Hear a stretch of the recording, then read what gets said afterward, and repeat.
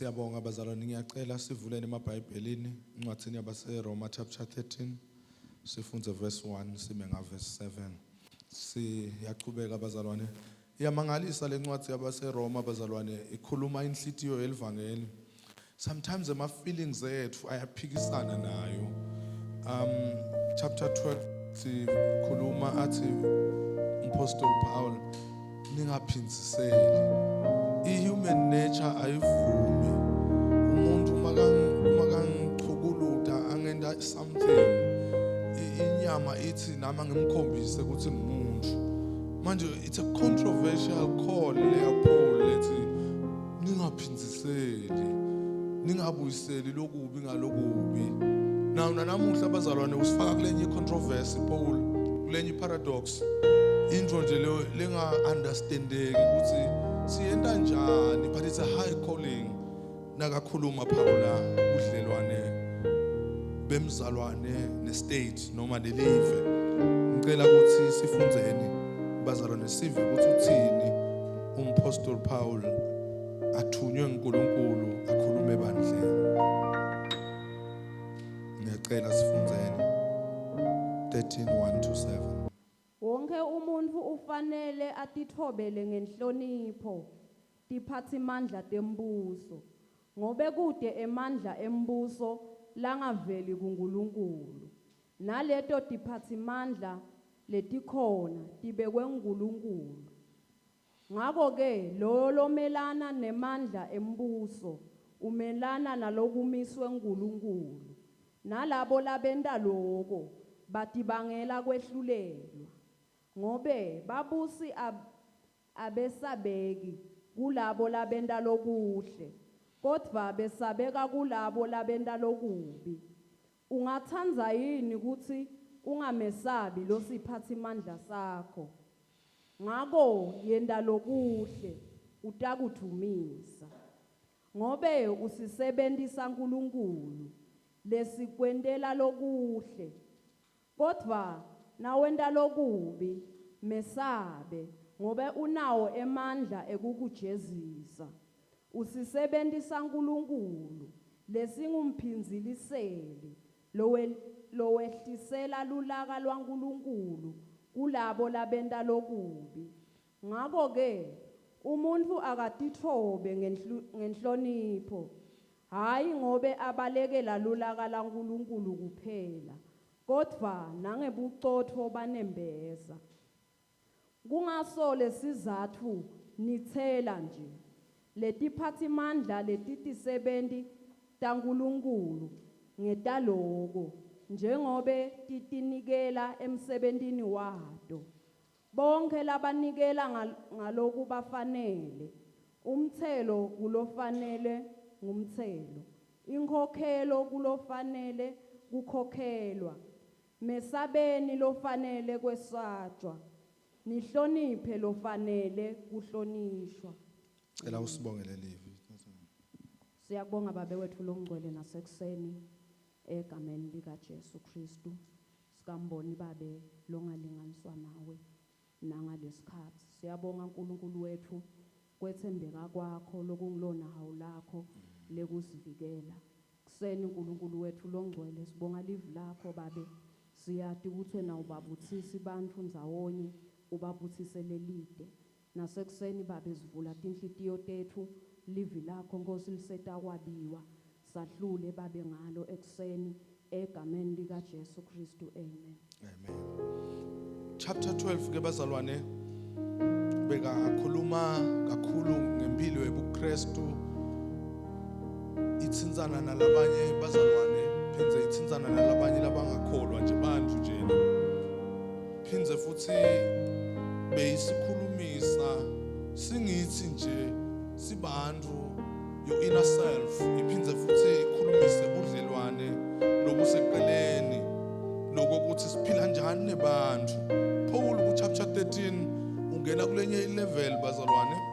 Uthi Paul bantu labaphila kweveni bane babazalwane bamathi Kristu baphocelelekile ukuthi baphilisane kahle nelive noma nestate. Manje bazalwane etikhatsini kumbe letilukhuni njengaleti kulukhuni kuyishumayela leshumayelo kodwa nda the word of God li straight bazalwane. Paula ke ukhuluma uletha sifundiso lesibalansile lokuthi yini duty ye state yebaholi yini duty yebazalwane. Now bazalwane asesibuke ukuthi uthini Paul. Number 1 uthi ke Paul i-declaration la ishoko yonke imibuso lekhona ivunyelwe uNkulunkulu. And it doesn't make sense to somebody lophethwe nguhulumende la move are oppressive. But now Paul says wonke losemagunyeni noma losemandleni noma lo hulumende uyabhetha noma uright lo hulumende uvunyelwe uNkulunkulu ukuthi abe khona. Now that speaks to noma ngabe ideology yawo ingathi ayilungi kodwa na uthini Paula na uthi Paula labantu labo labaholako banemsebenzi thithe labafuna bawenza. Yini lo msebenzi bazalwane? Lo msebenzi ngokuthi bafuna bahole lesive saNkulunkulu ngebuqotho. Moral integrity is very important.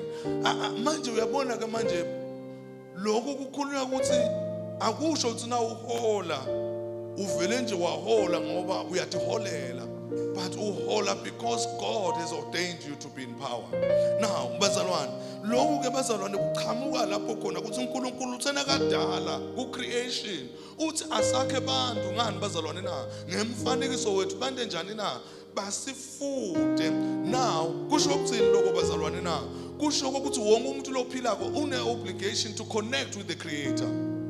Noma ngawusemagunyeni uNkulunkulu ukubhekile kokuthi wende lento yokuthi umfude uNkulunkulu. Now kusho ukuthi na uhola unensayeye yekokuthi wathi ukuthi lo lokubekile ufuna ukuthi wende njani na umfude. So we are praying for leaders labatamesaba uNkulunkulu. We are praying bazalwane for boholi labatawukwati ukuthi basemagunyeni nje ukhona lovumile. Hallelujah. Manje ke bazalwane kusho ukuthini lokho ukuthi badzinga baholwe ngulona lonemandla kubabeka ngoba futhi uphinza abe nemandla kubasusa ngaleso sizathu akubakhanyele lokuthi vele basemagunyeni lapho babolekiwe lamagunya.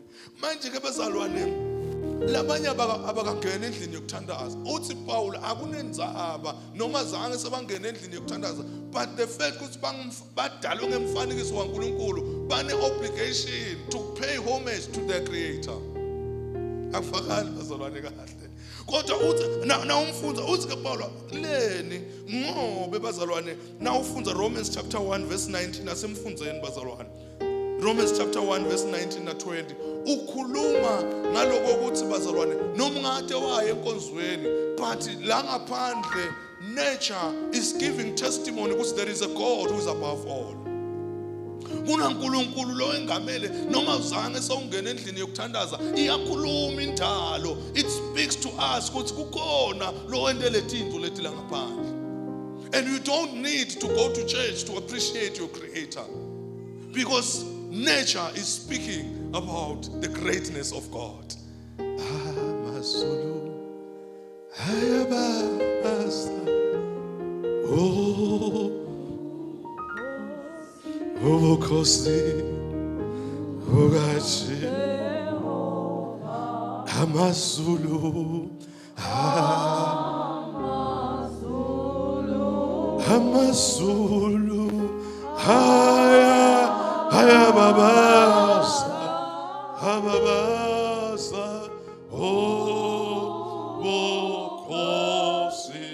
Obokosi Oga Shehova Nachibaba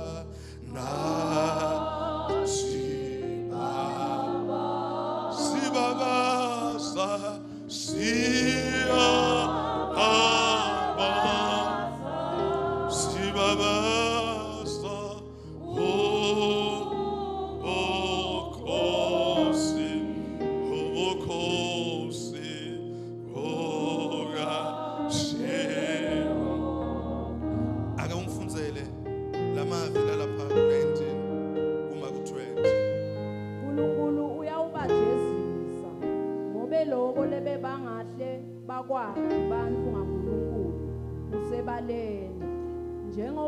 yena cobo lwakhe atibonakalisile kibo kusukela ekudalweni kwemhlaba nemkhathi emandla akhe laphakade nebuNkulunkulu bakhe bebufihlekile emehlweni ebantu noko bebukhona etingcondweni futhi kubonakala etintweni latendile ngakho-ke bake yaba. Hallelujah. Uthi Paul kude lo nesizathu sokuthi mina ngimathi uNkulunkulu because bazalwane na uphumela la ngaphandle ubone amandla uNkulunkulu. Uthi ke futhi ke Davide na ufunza Psalm 139 uthi Davida yena uNkulunkulu ngelukile wangeluka etindzaweni letisithekile wangenda ngaba ngumfanekiso wakho lomangalisako uthi I am wonderful created. Kusho ukuthini lokho bazalwane? Kusho ukuthi na utibuka njena kufuna ube sewuletha indumiso kuNkulunkulu uthi Nkosi ngiyamangala I'm seeing your greatness. Niyathi uthi bakhona labanye labatibuka bathi uNkulunkulu udalile wadala umuntu lofana nami kodwa nginendzaba nawe uNkulunkulu. Kanti bazalwane uthi na utibuka esibukweni uthi maye ngiyabonga Nkosi umsebenzi wetandla takho you have created a wonderful being like me ngaleso sizathu ngiyabonga. Bakhona abantu labangabongi bakhona nje labathi aze bese uthi ke David na ufunza Psalm 14 verse 1 a fool says in his heart there's no God. Umuntu lothi akekho uNkulunkulu uyathi khohlisa ulibele because uNkulunkulu ekuqaleni nguye ekugcineni. Ingakho bazalwane besithandaza nasigulelwa ihlobo tethu nasigulelwa bafowethu besingathandazi kulomunye but we're praying to God because God is above bodokotela, God is above bonesi. We were speaking to God who is the Alpha and the Omega and God has answered our prayers. Besingakhali kubantu besingeke siyokhala kubantu laba boNkulunkulu labathi uhulu besiyokhuluma kuNkulunkulu lodale abantu wabeluka ekusithekeni and he gives life every day. And that's the God we're worshiping today. Uthi ke manje Paula bantu ke labasemagunyeni kufuna bathi lokuthi nababuka lapha labantu laba bahola akusibo nje bantu but bantu labaniketwe lithuba lokuthi babahole ngilona losemagunyeni. Hallelujah. Manje bazalwane kumqoka lokuthi ke manje na uhola labantu laba ngumfanekiso waNkulunkulu une obligation phakamisa standard in terms of moral purity. As a leader ufane bakhona bethu Nkosi yami nalamabandleni bayahola bahole ama organizations amakhulu bo CEO bahole tindzawo letinkulu etigabeni letiphakeme lapho ukhona uNkulunkulu akubeke khona. When you look at the people you must see God's creation. Niyathi uthi bakhona abantu labasebenzisa amandla abo to abuse the weak and the vulnerable. Makhona la kusebenzisa amandla abo uNkulunkulu ababeke kuma position wabablessa ngemandla. They abuse le power leyo abuse abantwana they abuse our girls in the pretext ukuthi banemandla. But we are praying in the name of Jesus bantu labasemagunyeni in the church of God to exhibit the highest level of integrity. Ekuholeni kwabo bathi lokuthi yesimakaze lo ngibeke lapha uyangibona you are seeing me every day. Usho njalo ke Paula uthi labaholako they should know lokuthi abathi uholeli kodwa they are leading on behalf of somebody who's keeping an eye over them. And many obligation. Awumfundzele Daniel chapter 2 verse 21. Uthi manje nakakhuluma Daniela eNkulunkulu nguwe lophakamisa abantu babeke emagunyeni uphindze futhi ubehlise ngaleso sizathu kune wonke loholako kufuna athi ukuthi akathi uholeli kodwa ukhona la hola on his behalf. And that is God who is above everything. Ukucula tikhatsi netikhatsi temnyaka ubeke emakhosi aphinze awehlise ubanika kuhlakanipha labahlakaniphile abanike lwati kulabacondzako. Hallelujah. uNkulunkulu wenta njani bazalwane na?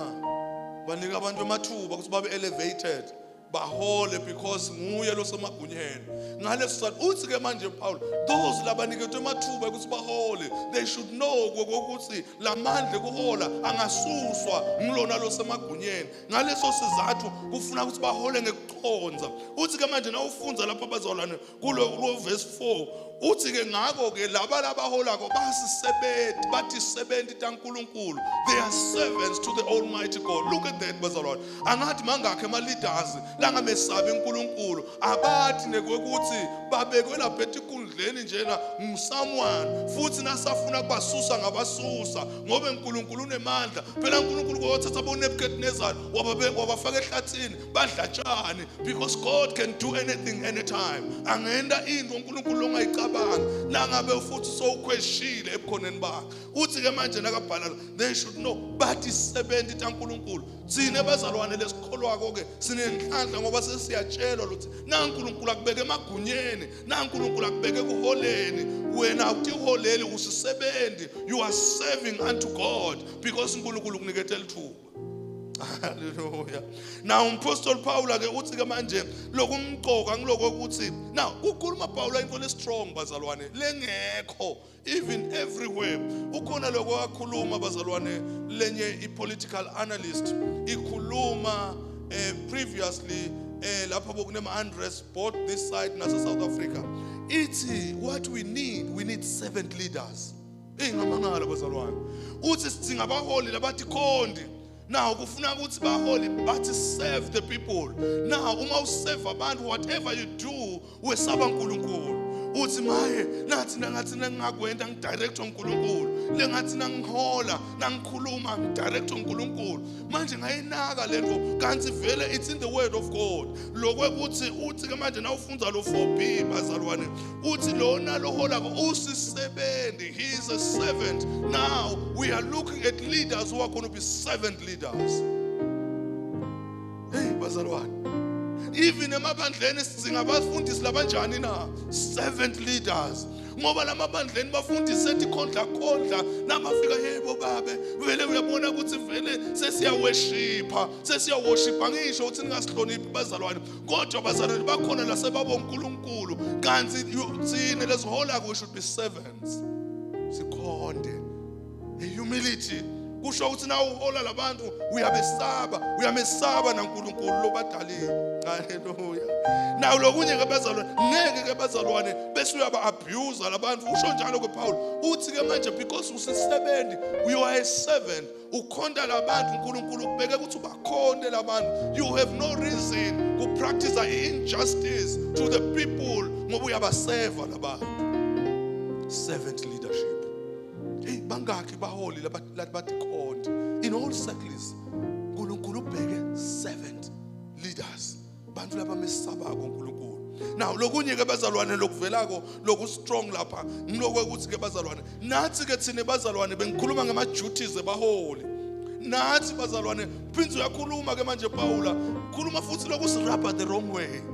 Uthi thina lesiholwako asinamandla ekubasusa labasiholako. Manje sengikhuluma into lebhetsako ke manje kubantu bemzabalazo.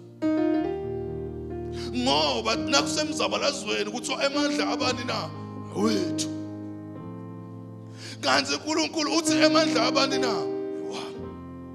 Power and might belongs to him. Nguye phela lo nemandla kwenda njalo ukududula abantu abasuse. Uyathi sikungendeka thina sithi emandla wethu sikusho kanenge kwendeke because God has said not now. Now we need to understand bazalwane. Lokwekuthi thina nathi sine calling. I'm speaking to the church now because lo ngaphandle ngeke understand i-obligation bazalwane. Uthi ke Paula sithe amandla noma le leader ngayiwayward noma ngayiyabhetha asinawe amandla kuyisusa because ukhona lo loyibekile lo nemandla kuyinto njani na ekuyisusa.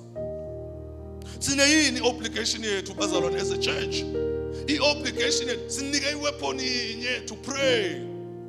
Pray for those bazalwane labaholako. One ukuthi bahole ngebuqotho, bahole ngekwethembeka, bahole ngekumesaba uNkulunkulu. Barisithe lamandla ekuba yebo bazalwane i-human nature. Ngiyabona ke manje Paulo ukhuluma ngalendzaba ukuthi uthi intolo ningaphinziseli kodwa thina besifa ngazi ukuthi Paulo you unfair ngoba lo muntu angezelela ngimente njani na angiphinzisela uthi Paul no it's not for you. Kusiko kwakho ukuphinzisela. Kodwa inyama ithini na lo muntu ungamshaya lo muntu lo muntu ungamsotha lo muntu lo athi Paul no sothwa nini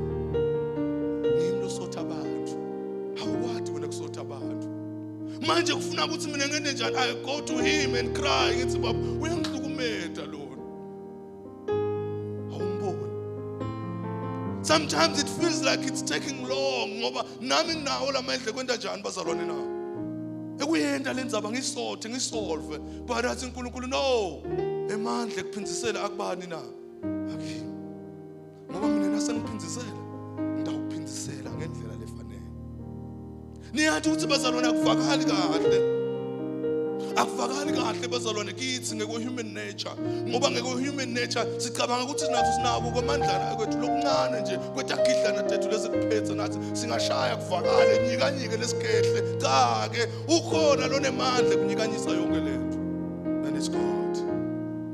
Anytime uma uNkulunkulu asawukalile umbuso emandla ebuholi uvele nje yena ashaye kanye kuvele kuphele ngoba emandla akuye. Sineke bazalwane uthi ke na ufunza Philippians 4 ningakhathateki ngalutho. Oh, look at that one. Don't worry. But what do you do every day? Speak to the one who is able to bring you deliverance. Uma ngabe siva sikongonyike lisenda njani bazalwane na? Sina we speak to God. Simtshele uNkulunkulu kuthi uNkulunkulu wethu tindwa tihambi kahle, tindwa angeke sikhone kuphindisela. Usho njalo lo Romans uthi ningaphindiseli lokubi ngalokubi. Kodwa bazalwane yini ke bazalwane thina siniketweni thina lesisindisiwe kunemandla bazalwane asesifunze bazalwane lapha ku Luke chapter 10 verse 19 kunemandla kune authority leniketwe the church bazalwane. Nathi ukuthi bazalwane sometimes we never get to realize how much authority we have in the name of Jesus. We had ukuthi bazalwane lamandla lesinawo can bring down presidents. Lamandla lesinawo angabadonsa bo MP bagicike phansi. Lamandla lesinawo bo chief executive bangawa if they're not morally right with God. And that's the power that we have. Le power let us understand bazalwane lokwe kuthi kunemandla laniketwe the church bazalwane lesithi masiwa unleasha lamandla adamatise tisekele. Ngicela ungifundzele thatha. Bubani la nginike emandla ekunyathela inyoka nabofecela nemandla ekuncoba sitha kude lokuya unilimanga. Usinike yini bazalwane leNkulunkulu la? Akuphi lamandla bazalwane na? Asemthandazweni. And then when the church prays, things begin to happen. Uma niyathi ukuthi bazalwane the things tibuka kade stupid. Ndawukhumbula bazalwane ukuthi uNkulunkulu utshela Israel ukuthi nanifika lapha eJericho don't say anything. Doesn't make sense. Nibohamba nje. Ningakhulumi lutho, just walk around. Nahambe nibele kuthendele. Phinze nele njani na? Ngeke human ngiyabona nabantu baseJericho bathi tendani ke letilimi. Sekwende njani ke? Baphe kushaya sidunge ledane la. Kanti uNkulunkulu usebenza lapho khona kungabonakali khona. uNkulunkulu usebenza lapho khona thina si helpless. Ngiyabona nabo baka Israel labanye bakhona beba walk with doubt. Kodwa sita walk kuze kube kangakhe. But when God is in control, we just have to listen to his command. Noma ngabe kubukeka ngathi uthi stupid manje icommand bazalwane uthi usinikete iauthority yekuthi sene whatever bazalwane lesi proclaim ako in the name of Jesus. Sine bazalwane sinemandla bazalwane ekuthandazela libe healed. Sinemandla ekuthandazela ama families abe healed. Sinemandla ekuthandazela ama communities abe healed because we have been given authority to pray in the name of Jesus. Enegameni lika Jesu kuneba sinemandla ekuthandazela labagulako lalelani bazalwane labanye abathi lapha ukuthi they can pray for sick people baphile hayi ngoba banemandla but because they are calling the name of Jesus. Lamandla sinawo because we have Jesus in us. Hallelujah. Awungifundzele Matthew 16 verse 19. Sithe ukuva lokho ukuthi nalapho uyagcizelela Jesu uthi lapha kunemandla lesinawo lesingabhinda tindwo tendeke lesingatsinza timo ti responde in the name of Jesus. Ngiyawunika tikhiya tembuso wasezulwini lotakubopha lapha emhlabeni utawube kuboshiwe nasezulwini nako konke lotakukhulula lapha emhlabeni uyawube kukhululiwe nasezulwini. Hallelujah. ngubani lokhulunywa naye bazalwane na? Awungiva bazalwane, kukhulunywa nabani lana? Nawe lokho ukuthi unemandla kwenta njani kubopha tindwo, unemandla kwenta njani bazalwane na? Ekukhulula tindwo because you're a child of God. Lamandla lala kuwe are so powerful. Lokho ukuthi kude simo lesingamelana nawo. Now bazalwane, let us exercise lamandla as a church. When things are not right, let us speak to God. Lo nkulunkulu lonemandla ekuthi lesikubophako kubopheke kungathukululeki, lesikhululako kwene njani bazalwane na? Kukhululeke because we have been given power in the name of Jesus. Lamandla bazalwane lefuna siwathandazele wonke lokholwa inkosi noma ngabe kunjani ke lokubhedzako lokungasijabulisi. We can speak to any situation and uNkulunkulu awakhulule ma situations, awaqadulule ma situations because kukhulume wena as a child of God. Do you believe in this power? Bakhona abantu labangathi ukuthi banemandla langanani. Know yourself. Kuthi unemandla langanani in the name of Jesus. Lamandla manje ke bazalwane bukani phela la manje ke Paul uthi lamandla nginawo. Manje Paul ukhuluma ngekuthi thina we don't need to be fighting. Hayi ngoba phela Paul yena umbuso weMaroma umphethe kahle. Umbuso weMaroma umhlukumetile Paul. Emperor Nero was terrible empilweni ya Paul. Kodwa Paul uthi no, we looking beyond thine lempilo yalana. Uthi ke Paul asinendzaba nalethi nhlupheko talesikhathi. Thina nawufunza lo Romans 8 verse 18 uthi siyathi ukuthi kunengathimulo ledako beyond the suffering in this world. Uyathi lo mnumzalwane lengikhuluma naye la eguleni uthi vele nasewuhamba uyakhohlwa thi indvodza la emhlabeni.